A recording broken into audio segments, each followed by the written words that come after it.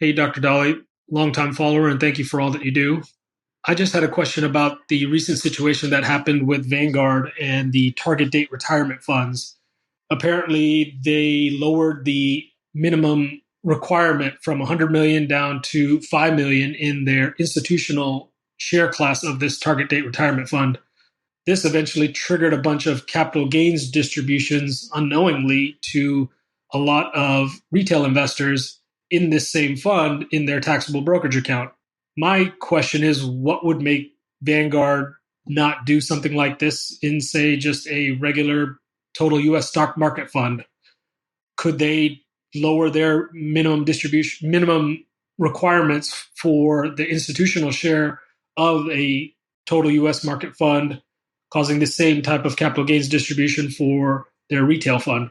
And would this make more sense now for everyone to use ETFs in their taxable brokerage account? Thank you for your answer and look forward to hearing from you. It's a great question, Jason. Yes, there is some protection here when you are in a fund that provides an ETF share class of the fund. Because what they can do is they can take those appreciated shares and they can distribute it to these ETF creators out there, and they can pass on these appreciated shares to them rather than, basically dumping that sort of a thing on the small investors. So there is some risk of that happening with any fund, right? If they changed and allowed those of us that have, let's say $500,000 in the fund to now access the institutional level fund and save 2 basis points a year. Many of us who owned that share in a retirement account would sell our shares and go buy the now lower expense ratio version of the fund. Now, nobody's going to do that in their taxable account because they're going to realize those gains themselves. But if you're working in a retirement account, that would be certainly something that would be tempting to do. And those who are left behind in the fund, who are in a taxable account, could get hosed by it. That absolutely is a risk. I think it's lower with the typical Vanguard index funds that we all tend to use, especially if they have an ETF share class, than it was with the target retirement funds, which I think are pretty much designed to be put into 401ks. They're designed to be inside retirement accounts.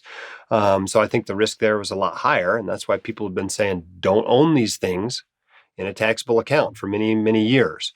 And now you see yet another reason why that's maybe not such a great idea. By the way, as an update on that, there is a class action lawsuit going. If you were affected by this, there's an attorney out there. If you go to the blog post I had on this, I think it was the first week of February, there are links there if you're interested in getting involved in that. I have no idea if they're going to win. I've heard from a lot of lawyers that say there really is no case here, and that may be the case. But whether there is or isn't, those of us who are owners of Vanguard by owning their funds are going to be paying to defend against that lawsuit, which is kind of a bummer for all of us. But if they would just not do things like that they really didn't have to do, they wouldn't have this problem. Well, All right. Next question. You go ahead. Oh, I was going to say, this just nicely ties into the last question we had about how we are taxed in a taxable brokerage account, and how the taxes from mutual funds, actively managed mutual funds, any activity in there gets passed on to the investor. So I love that it all ties in together, and just understanding the basics pays off for you in the end. Yeah, exactly. Jason gave a good explanation of what happened, but basically, Vanguard said those of you who want into these lower cost funds can get in there now with a lower minimum investment. So a bunch of 401ks and pensions basically said, sure, we'll take the lower expense ratio. And when they did that, they sold their shares. And so what did Vanguard had to do? They had to sell a bunch of shares of stock that are in that fund.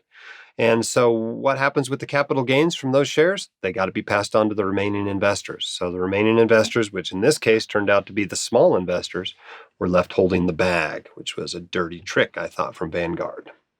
If you want your questions answered by the White Coat Investor, record your question at whitecoatinvestor.com/YQA or click the link in the description. The hosts of the White Coat Investor podcast are not licensed accountants, attorneys, or financial advisors. This podcast is free entertainment and information only. It should not be considered professional or personalized financial advice. You should consult the appropriate professional for specific advice relating to your situation.